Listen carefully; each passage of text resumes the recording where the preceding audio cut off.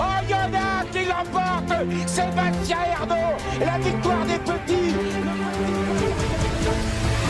Le quintet de ce mercredi 2 avril, les amis. J'espère que tout le monde va bien, que vous avez la pêche, que vous êtes de bonne humeur et chanceux au jeu. Nous, on se retrouve pour un nouveau quintet. Réunion 1, course 1, 13h55. Et je vous emmène avec moi du côté d'Angers, le Grand Prix d'Angers, Loire, Métropole. 2 échelons de départ avec un plateau dans ce quintet assez exceptionnel, avec notamment la présence d'Ino du Lupin qui fera figure de favori, Iguski Sauton, Ibiki de Well pour ne citer que. Ils feront partie bien évidemment des grands favoris de cette course, des chevaux de classe. Alors qui pour battre Ino du Lupin, annoncé comme grand favori dans ce quintet? Eh bien, je pense, moi, qu'il peut être battu et je vais vous expliquer dans cette vidéo mes raisons. Avant que je vous donne mon analyse, les amis, n'oubliez pas de vous abonner à la chaîne Les Turfistes Gagnants, c'est gratuit et surtout, je vous fais mon petit topo, ma petite analyse en vous donnant mes 6 chevaux préférés pour tous les quintets au trot.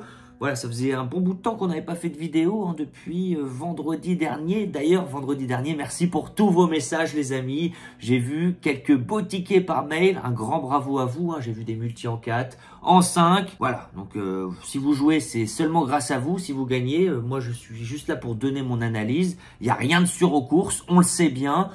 Donc faites attention, soyez prudents, prenez du plaisir avant tout en jouant aux courses. Et si d'ailleurs vous voulez prendre plaisir, les amis, gratuitement, eh bien ouvrez un compte The Turf. Vous avez 110 € offerts avec le lien qui est sous cette vidéo. Si vous ouvrez un compte The Turf avec mon code promo, vous allez voir, tout est indiqué, c'est très simple. On gagne quand on est 4e, on a 110 € offerts et je vous fais des jeux concours The Turf, les amis, où je vous crédite vos comptes. Donc profitez-en. D'ailleurs, toutes les personnes qui ont été créditées récemment, n'hésitez pas à mettre un petit message sous cette vidéo parce qu'il y a encore des personnes qui disent non, c'est pas vrai, tu peux pas créditer nos comptes. Les amis, si je vous le dis, c'est que c'est vrai. Petit jeu concours The Turf, les amis, qui sera dans ce quintet la plus grosse cote du quintet? Voilà, et je prendrai en compte les rapports sur The Turf.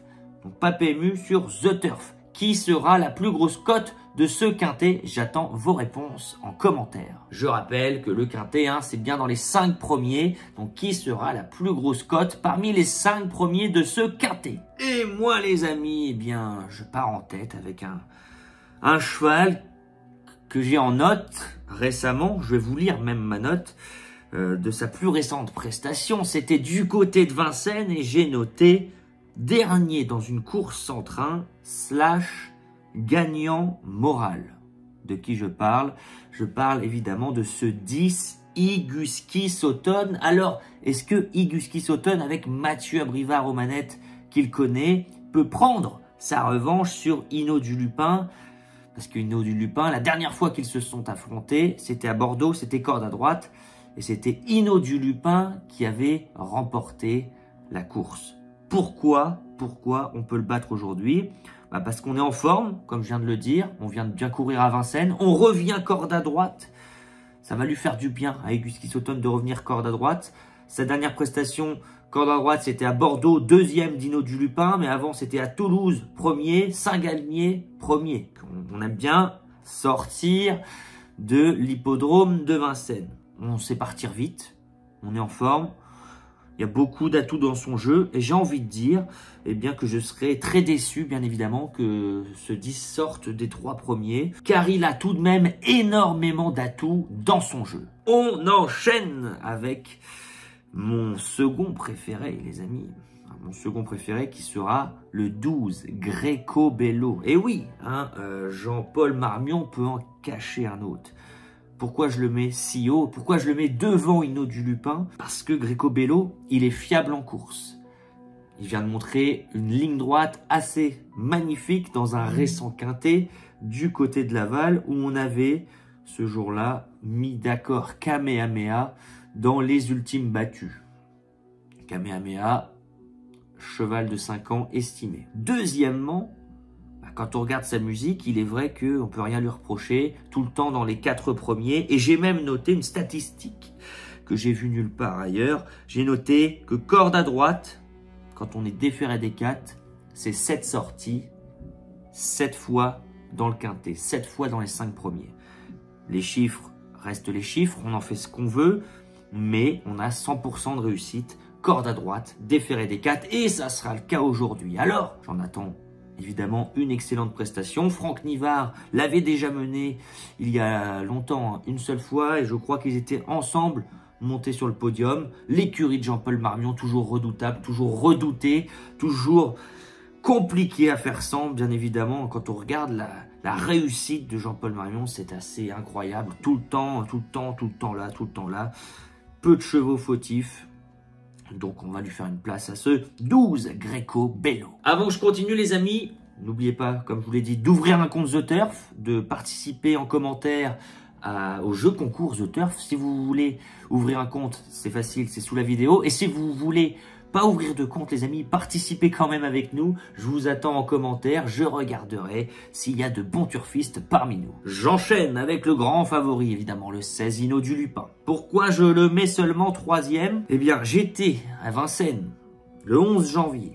Lors de sa victoire, où voilà, il avait bien gagné dans des allures heurtées, hein, il y avait eu enquête, je m'en souviens. Et depuis, on l'a pas revu, non partant la dernière fois, au début du mois de mars, parce que ça allait pas, on boitait, on a vu un abcès apparemment. Aujourd'hui, on ne sera pas déféré des 4, mais seulement déféré des antérieurs.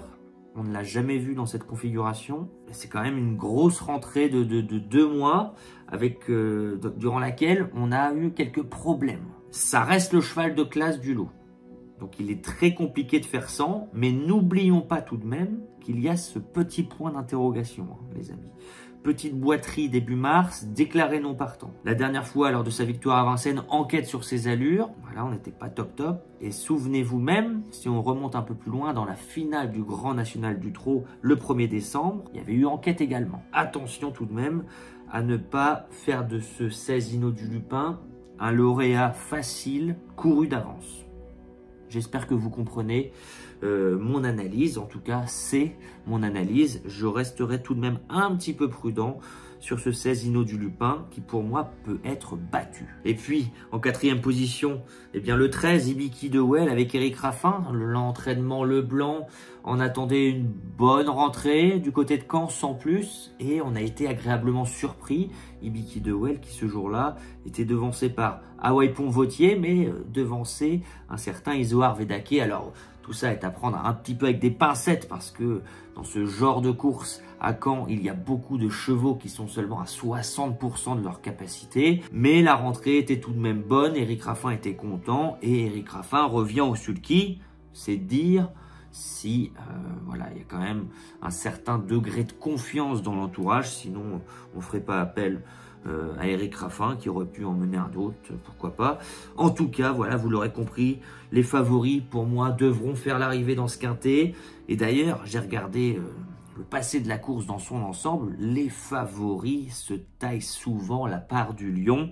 Donc à moins qu'il y ait des disqualifications, vous l'aurez compris, les 4 chevaux que je viens de citer seront les chevaux en vue, mais ils ont tout à fait les clés en main pour figurer tous les 4 dans le quintet. Et puis après, on va aller devant au premier poteau avec le 3, Imperator Della. Alors, son entraîneur Mathieu Varin, qui d'habitude est très optimiste avant le coup, là, il dit 3, 4, 5.